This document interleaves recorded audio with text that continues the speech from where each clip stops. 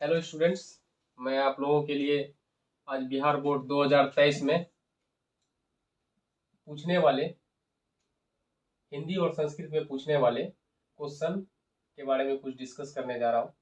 हर years वर्ण के chapter से, जो हिंदी और संस्कृत में एक वर्ण का चैप्टर आता है, उससे हर साल क्वेश्चन आता है। अब कैसे क्वेश्चन आता है, क्या क्वेश्चन पूछे जाते हैं, मैं उन सभी बातों पर आज डिस्कस करूंगा ताकि आपके बिहार बोर्ड में वर्ण से आने वाले क्वेश्चंस जो हैं न छूटें। ये हर साल पूछा जाता है, वर्ण चैप्टर से हर साल क्वेश्चन पूछा जाता है। तो सबसे पहले वर्ण बात करते हैं कि वर्णों की संख्या कितनी है। वर्णों की संख्या टोटल 44 है और ये वर्ण को दो भाग में बांटा गया। सबसे पहला भाग स्वर वर्ण और दूसरा भाग व्यंजन वर्ण। स्वर वर्ण की संख्या 11 होती है। स्वर वर्ण की संख्या 11 होती है और व्यंजन वर्ण की संख्या 33 होती है। तो देखिए, ये बहुत कम केसेस होता है कि जब आपको स्वर वर्ण की संख्या पूछी जाए या व्यंजन वर्ण की संख्या पूछी जाए। आपसे पूछा क्या जाता है कि देखिए, वर्ण को सबसे पहले दो भागों में बांटा गया, एक स्वर वर्ण और दूसरा व्यंजन वर्ण। फिर ये स्वर वर्ण को दो भागों में बांटा गया। देखिए, ऐसे तो तीन भाग है, लेकिन हम लोगों को एग्जाम के मद्देनजर पढ़ना है भी, तो स्वर वर्ण को दो भागों में बांटा गया, एक मूल या हीर्ष स्वर और दूसरा दीर्घ स्वर। तो मूल या हीर्ष स्वर जो होते हैं वो 4 होते हैं और दीर्घ स्वर जो होते हैं वो 7 होते हैं। तो मूल या हीर्ष स्वर कौन कौन होते हैं? अ होते हैं, हर्षई होते हैं, हर्षऊ होते हैं और री होते हैं। ये मूल या हीर्ष स्वर है। दीर्घ स्वर कौन कौन है?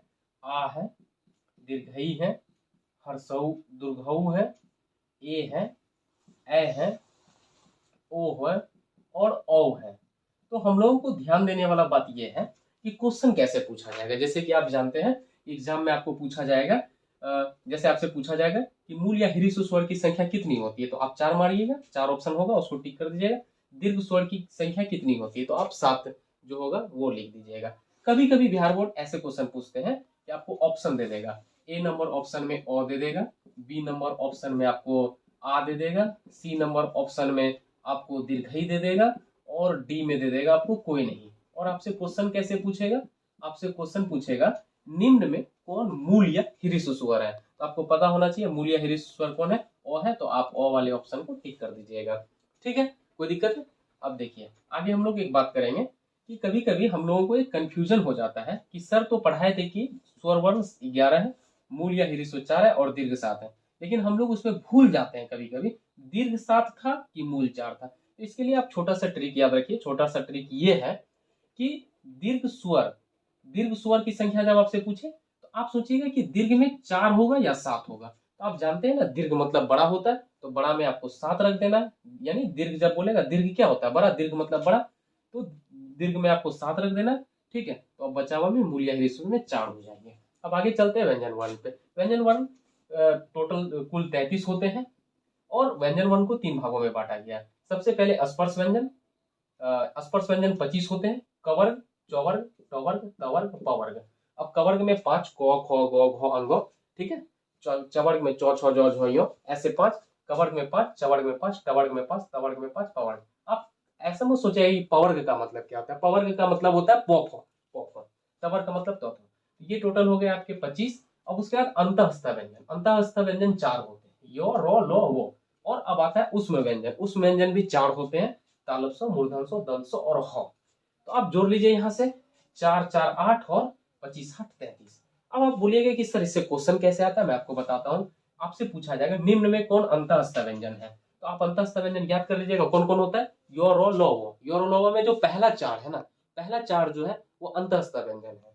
ठीक है, और लास्ट का जो यो रो लो वो का 4 है वो उष्म व्यंजन है। क्योंकि उष्म व्यंजन इसलिए बोला जाता है क्योंकि जब इनको बोलते हैं तो हमारे मुंह से उष्मा निकलती है। ठीक है, कोई दिक्कत नहीं होगा।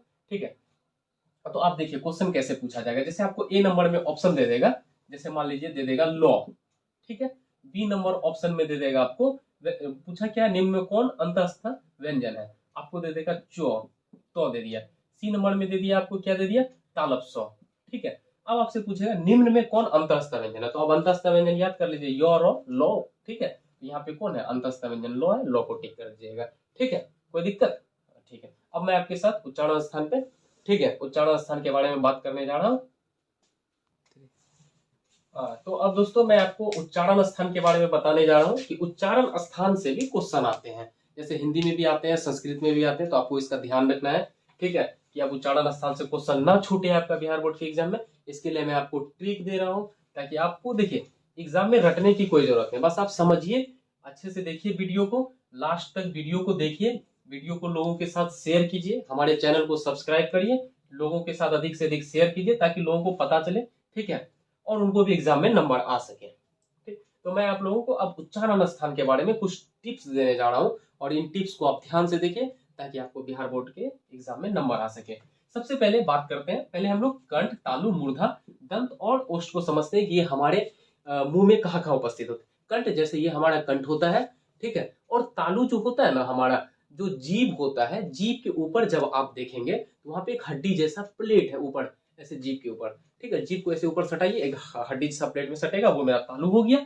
मूर्धा, ये जो मसूड़ा होता है ना, दांत जिसमें गड़ा हुआ होता है, ये मसूड़ा, बाहर से देखने पे मसूड़ा, और जब वही मसूड़ा अंदर से भी होगा उसको हम लोग कहते हैं मूर्धा। और दंत मतलब आप दांत समझ गए होंगे, और ओष्ठ मतलब ओठ समझ गए होंगे, आपको कोई झमेला नहीं है। अब फिर से मैं बता देता हूँ, ये मेरा कंठ हो गया, जीभ से ऊपर ऐसे जीभ को ऊपर ठेलिएगा तो एक हड्डी सा प्लेट से दिखेगा, जिसको आप तालु कहेंगे, और उसके बाद आपका मसूड़ा के पीछे वाला को मूर्धा बोलते हैं, और ये दांत हो गया, और ये मेरा ओठ हो गया। ठीक है, आप देखिए, एकदम ध्यान से देखिए वीडियो को, जैसे आप कंठ बोलेंगे ना तो आप पूरा कोखो कंठ से बोलाता है। आप कंठ के बाद कहाँ आएंगे, तालु के पास, तालु से पूरा चौछो बोलाता है, ठीक है। तालु के बाद क्या आएगा, मूर्धा, मसूड़ा के पीछे, तो मूर्धा से पूरा टौठो बोलाता है, ठीक है। अब ऐसा नहीं सोचिएगा कि नो नहीं बोलाता, नो भी बोलाता, नो मूर्धा से भी बोलाता है और नासिकिये से भी बुलाता है। अब आप दंत देखिए, दंत से आप पूरा तौथो बोलते हैं, ठीक है, और उस से आप पूरा पोफो बोलते हैं। बोलेंगे सर ये कैसे समझेंगे हम लोग, देखिए, जब आप तालु जैसे चौ बोलेंगे, चौ, तो आपका जीभ जो है ना, जाकर के ऊपर हड्डी जैसा जो ऊपर प्लेट है ना उसमें सटेगा। आप देखिए टो बोलिए, आपका मसूड़ा में सटेगा, टो मसूड़ा में सटा। आप दंत से तो बोलिए, देखिए आपका दांत जो है ना, तो जैसे ही बोलेंगे ना, आपका जीभ दांत में टकराएगा, तो जीभ दांत में टकरा जाएगा। और जब आप ओष्ठ मतलब पॉफो पढ़ेंगे ना, तो आपका जो जीभ है ना, ओष्ठ से टकराएगा, यानी ओठ से आके टकराएगा, ये आप समझ गए।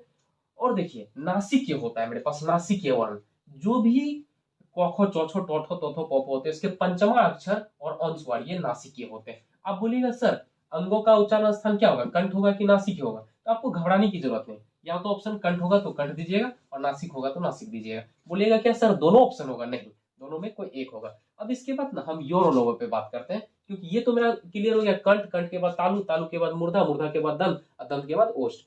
कंठ पहला आया तो इसलिए कोखो, तालु दूसरा आया तो चौछो, मूर्धा तीसरा आया तो टोठो, दंत चौथा आया तो तौथो, और ओष्ठ पांचवा में पोफो। अब देखिए योर लोगों के लिए आपको कुछ नहीं करना, सबसे पहले कंठ लिखना है, कंठ के बाद तालु लिखना है, तालु के बाद मूर्धा लिखना है, मूर्धा के बाद आपको दंत लिखना है, और दंत के बाद आपको ओष्ठ लिखना है, ठीक है। आप ऐसे लिख दीजिए। आप ना सबसे पहले कंठ के पास हो लिख दीजिएगा, ठीक है। और यहाँ पे योरो लोगों में देखिए, यो, रो और लो, ये हो गए योरो लो, और यहाँ पे तालप सो, यहाँ पे मूर्धन सो, और यहाँ पे दंत सो, और यहाँ पे हो।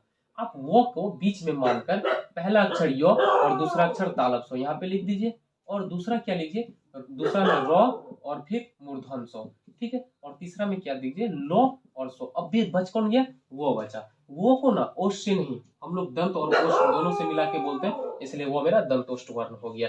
कोई तकलीफ नहीं है, ठीक है, कोई तकलीफ नहीं है, ठीक। अब देखिए मैं यहाँ पे लिख रहा हूँ आपको ओ आ के बारे में। अब मैं यहाँ पे सबसे पहले मार्कर चेंज कर लेता हूँ, ठीक है। देखिए ओ आ के बारे में मैं आपको टिप्स दे देता हूँ इस जगह पे।